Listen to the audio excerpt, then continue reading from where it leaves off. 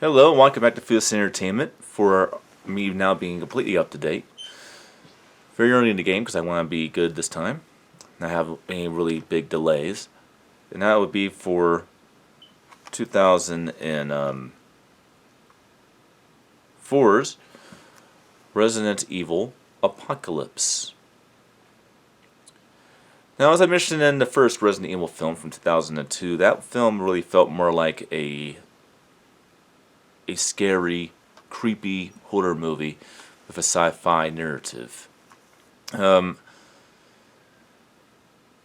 all of the Resident Evil films following that are kind of more like sci-fi action adventure movies with a zombie horror narrative, but they're still definitively sci-fi action adventure type movies. And that kind of definitely let's start with this one. What is my opinion of Resident Evil Apocalypse? I think Resident Evil Apocalypse is just a nice, good popcorn, thrilling movie. But the first film was a little bit more special to me than this one. This one is a step down from the first film, in my opinion. I know that this film is the one that kind of started the story that would be continued throughout all the other films. But I did mention that in the last review for a Resident Evil movie, which was 2 reviews ago on this channel, that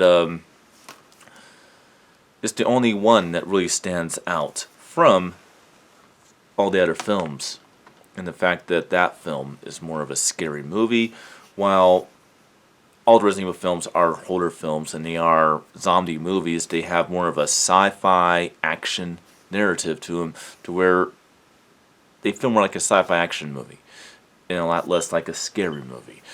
I think it's the way to put it.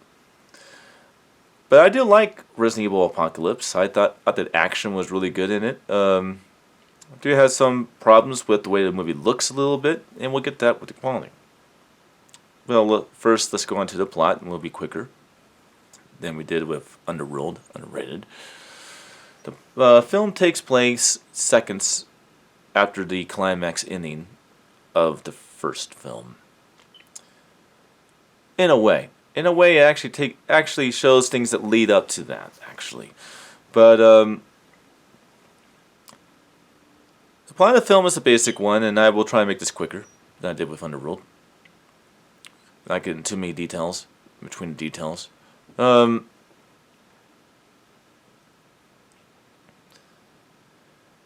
Specialists in military brigades, military convoy and scientists go into the hive,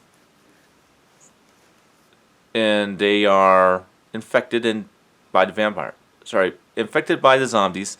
Sorry, doing reviews at the same time sometimes, and it's been a long day at work. But they get attacked by zombies, obviously.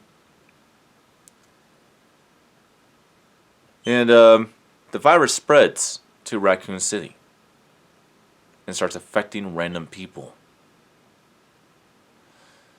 And basically what happens is the entire city goes under quarantine. Meanwhile, Alice, our hero from the first film, wakes up in a mysterious hospital bed, like we said at the very end of the first film. She has things all around her, IVs in her vein and stuff like that, IVs in her head and all. So she takes it all off, gets out, proceeds with a shotgun, pumping it. Then, basically, all hell breaks loose. People are being affected by the virus, and so on. And people are trying to get out of Raccoon. People are trying to get out of Raccoon City at the border, and they're being held back by the Umbrella Corporation officials, obviously, and government officials, of course. And Over there, we are introduced to our main heroes, of course, who are in the city. Edward and Alice. That would be Jill Valentine, who is from the video games, I might add. LJ, he was not from the video games. And Carlos, he was also not from the video games. He was the leader of the Umbrella Strike Force. They went to the city to assist. He were left behind. And of course, his strike force gets attacked by zombies, and there's like, it goes from 3 of them to 2 of them, him and one other.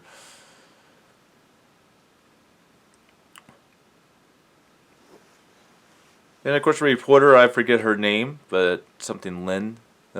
He's an Asian woman. He was a reporter for, or I guess, a Raccoon News channel or something. And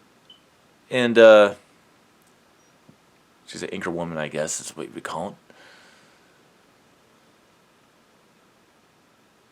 They meet up with Alice when Alice goes ahead and saves the day when they get attacked by zombies out in the wreckage of Raccoon City.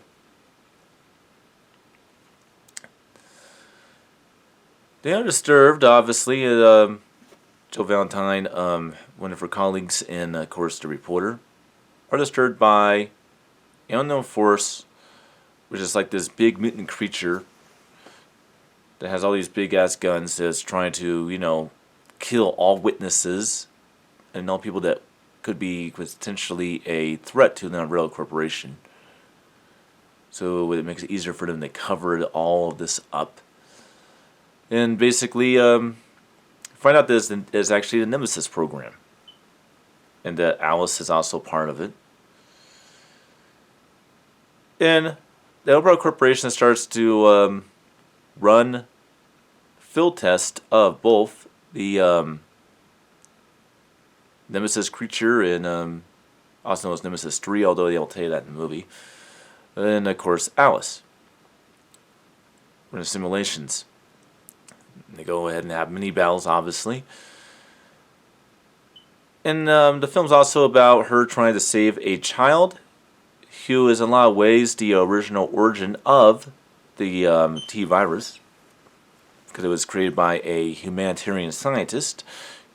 He wanted to help his daughter walk again.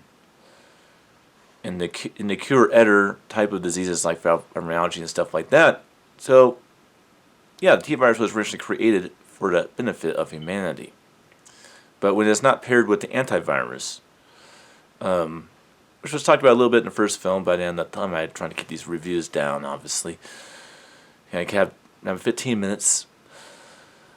But if you pair it with that, it makes you incredibly strong. It makes you have special abilities, like Alice has in this movie, because they did screw around with her, obviously. And we find out that, of course, the Nemesis drone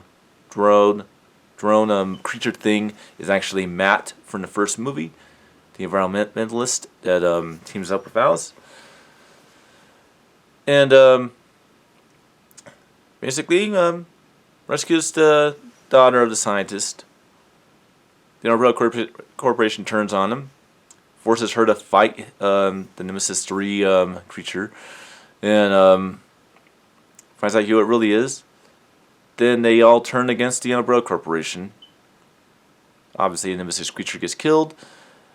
Alice gets almost fatally wounded. Then, of course, they get away.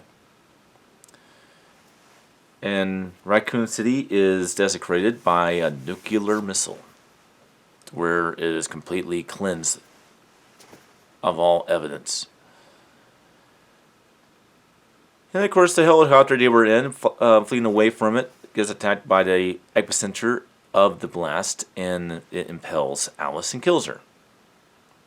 And in the film, Alice wakes up in pretty much a cloning environment, because we find out it's actually a cloning environment in the third film.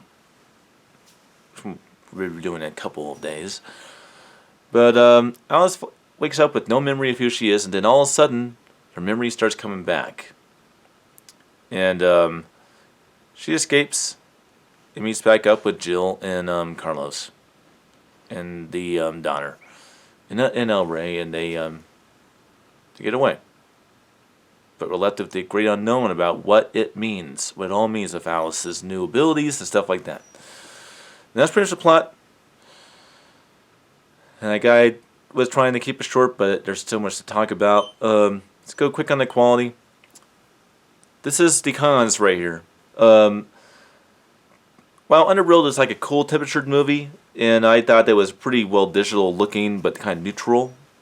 Really well made looking movie with the first Resident Evil. Resident Evil Apocalypse reminds me a lot of a Fast and Furious film, to where it is overly warm.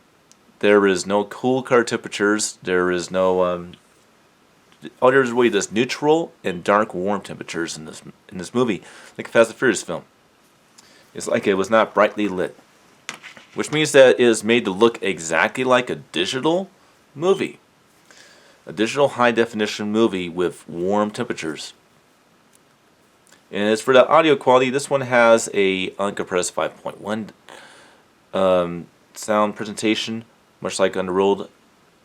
But this one is a little bit extreme. So, if you're going to watch this movie, turn the volume down just a couple of notches. And well, that's all there is to say about Resident Evil Apocalypse. I will see you guys next time from a review of Underworld Evolution. Until then.